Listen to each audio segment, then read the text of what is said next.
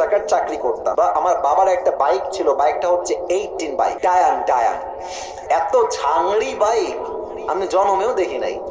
Start দিয়ে এখান থেকে যাই 1 কিলো গিয়ে আবার বন্ধ হয়ে যায়, ওখানে গিয়ে আবার এমনে ঝুঁকাই, তেল আছে তাও চলে না। তবুও কোন মতে ঠেলে ঠুলে চালাইছি কয়েক মাস যাবো।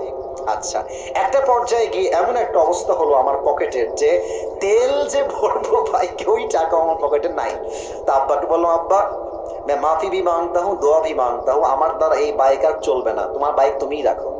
তা আব্বা বললো, কি করবো বাইকটা, আমার পায়ে তো ব্যথা, আমি তো হার্টের রোগী, এটা কি সেল করে দিব? বললাম বিক্রি করে দাও, আমি এটা বিক্রি করে সাইকেল কিনবো, সাইকেলের চাইতে ভালো হবে আমার জন্য। তো যাই হোক,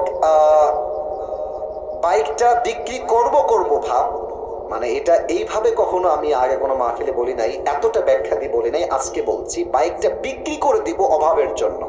বাট বিশ্বাস করেন সেই সময়টা প্রতিদিন তাহাজ্জুদ পড়তাম, প্রতিদিন আল্লাহকে বলতাম যে আল্লাহ তুমি আমাকে কবুল করো, আমার চেষ্টা কবুল করো। আর আমি দুইজনের ওয়াজ খুব বেশি শুনতাম, এক আজহারির ওয়াজ শুনতাম খুব বেশি, আর একজন আমি আল্লামা দেলোয়ার হোসেন সাঈদীর ওয়াজ খুব বেশি শুনতাম সেই সময়ের কথা। It has been 3 years or maybe 4 years back, 3 বা 4 বছর আগের কথা। তো হঠাৎ করে আমি একদিন জুমার খুতবা দিলাম, আমি আবার বলছি এই কথা কিন্তু আমি কখনো কোথাও আপনার শোনেন নাই, আমি আজকেই বলছি। তো জুমার খুতবা দিলাম, আমি প্রায় 1 বছর যাবত জুমার খুতবা দেই, ভিডিও আপলোড হয়, কিন্তু কখনো কোনো রেসপন্স আসে না, আই মিন কেউ দেখে না ভিডিও। এই 10টা-20টা লাইক পড়ে, 2-1জন কমেন্ট করে, মাশাআল্লাহ, আমি তাতেই খুশি, আলহামদুলিল্লাহ, 2-1জন দেখলে আমার জন্য এনাফ, বা আমার খুশি কারণ হয়ে যাবে। তো আমার মনে আছে হঠাৎ করে একটা ভিডিও আপলোড হলো আমাকে নিয়ে, মাশাআল্লাহ, ভিডিওর টপিক খুব ভালো ছিল, লাখ রিচ হয়ে গেল একদিনেই, মনে করেন যে 10-20 লাখ মানুষ দেখে ফেললো সেই ওয়াজটা। পরে মিডিয়ার থেকে আমাকে কল দেওয়া হলো যে আপনি জুমা পড়ান কোথায়, আমরা আপনার ভিডিও রেকর্ড করব। তো অনেক বড় একটা মিডিয়া আমাকে বললো যে আপনার ভিডিও একটা আপলোড দিব, আপনি ইনশাআল্লাহ অনেক দূর যাবেন, আপনার জন্য অনেক বেশি কাজ আসবে, আপনি কাজ করতে পারবেন আপনার দাওয়াতি ফিল্ডে। তো একটা মাহফিল করলাম, মাহফিলটা ছিল পাবনায়। মাহফিল ছিল কোথায়? পাবনায়। তো পাবনায় গেলাম, আমি হলাম 3 নাম্বার বক্তা, দ্বিতীয় বক্তা না, 3 নাম্বার। তো আমাকে যখন ওয়াজে দেওয়া হলো, দ্বিতীয় বক্তা খুবই রাগ, আমার টাইমটা তাকে কেন দেওয়া হচ্ছে, ওকে তো দিয়ে কাজ হবে না, ওকে নামান, দেখি দিয়ে কাজ হবে না। এটা 3 বছর আগের কথা, বেশি না, 3 বা 4 বছর আগের কথা। তো আমি ওয়াজ শুরু করলাম, কি বলবো, নিজের কথা বলছি না, বা এটা আল্লাহর রহমত বলছি বলতে পারেন। আমি আধা ঘন্টা ওয়াজ করেছি, প্রত্যেকটা যুবক, আমি নেমে গেছি ওরা উঠে গেছে, মানে এই হুজুরকে আমরা ছাড়বো না, নেমে গেলাম। সেটা আপলোড হলো ইউটিউবে। হঠাৎ করে একদিন আমার বাসা ছিল রাজশাহীতে, রাজশাহীর আমাদের মেইন শহরে বাসা, আমার আব্বা জুমার খতিব এবং আমার আব্বা একটা মাদ্রাসার প্রিন্সিপাল। তো আমি বাইপাস দিয়ে যাচ্ছি বাইক নিয়ে, ভাই আমার কাছে কিছুই নাই, বিশ্বাস করে না আছে টাকা, আর আমার 2টা সাদা পাঞ্জাবি ছিল, আর আমি যেই জুমার খুতবা দিতাম, জুব্বা যে পরবো, জুব্বাও ছিল না ভালো। আমার বন্ধু থেকে জুব্বা ধার নিয়ে আসতাম, যে বন্ধু দে, জুব্বাটা পরে মাহফিল করব বা একটু দোয়া করব, এই ওয়াজ হবে, আবার তোকে জুব্বা দিয়ে যাব। তো আমি এই অবস্থায় মাহফিলের জন্য বা রাস্তা দিয়ে হাঁটতেছি।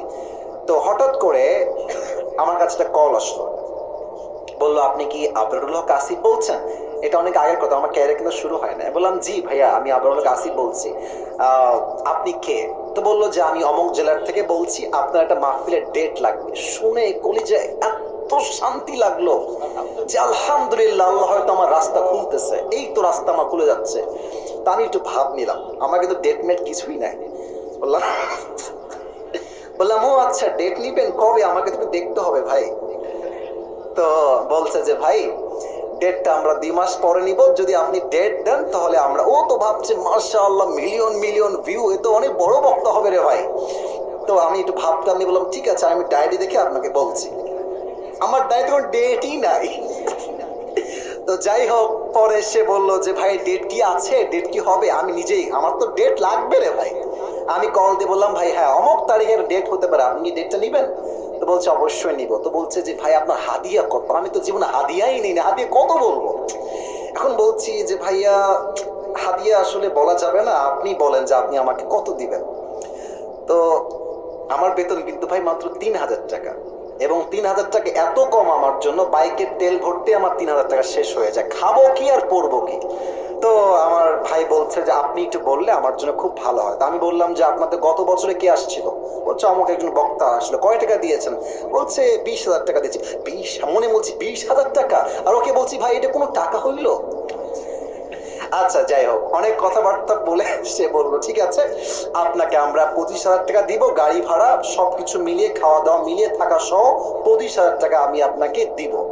তো বললাম দিব বললেই তো হবে না ভাইজান, আপনাকে তাকে অ্যাডভান্স করতে হবে, না আমি প্রোগ্রামটা কনফার্ম মনে করব কেমন করে? তো বলছে ঠিক আছে ভাই, আপনি আপনার নাম্বারটা আমাকে দেন, আমি আপনাকে 5,000 টাকা অ্যাডভান্স করছি। আমি বললাম ইয়ার ইয়ে তো মেরি রাস্তা খুল গিয়া মাশাআল্লাহ। তো বলছে ঠিক আছে আমি আপনাকে দিচ্ছি, নাম্বারটা আমাকে পাঠান। তো নাম্বার দিলাম, 3 দিন কোনো খবর নাই। মনটা আবার খারাপ, জানলাম ডেটটা কি তাহলে পাবোই না। তো 3 দিন পরে আবার আমার ভাই কল দিয়ে বলছে প্রিয় ভাই আপনাকে তো আমি টাকা দিব, বাট আমি টাকা তুলতে পারি নাই এলাকার থেকে, তাই টাকাটা দিতে পারি নাই। তো মাশাআল্লাহ সবাই আমাকে টাকা দিয়ে দিয়েছে, আপনার নাম্বারে আমি এখনই টাকা পাঠাচ্ছি। তো আমাকে ওই প্রথম মাহফিলের জন্য 5,000 টাকা অ্যাডভান্স দেওয়া হয়, এবং 5,000 টাকায় আমি আমার আব্বা আমাকে দিয়ে দিয়েছি। যাও তোমরা নাও।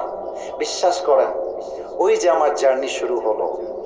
আল্লাহু আকবার, কি বলবো, এখন এমন একটা দিন নাই যেই দিন শত শত কল আসে না। আসিফ হুজুরকে লাগবে আপনাদের কি, আমাকে বলে 3 লাখ নিবেন, 2 লাখ নিবেন, 1.5 লাখ নিবেন, কত খালি বলেন না আপনাকে আমরা চাই। আপনি বলবেন হুজুর আপনি এত লম্বা স্টোরি কেন বললেন? 1 ঈমান, 2 হচ্ছে তাকওয়া। এই 2টা থাকলে বান্দার সফলতাকে আটকায় রাখতে পারে না, ঠিক কি না বলে?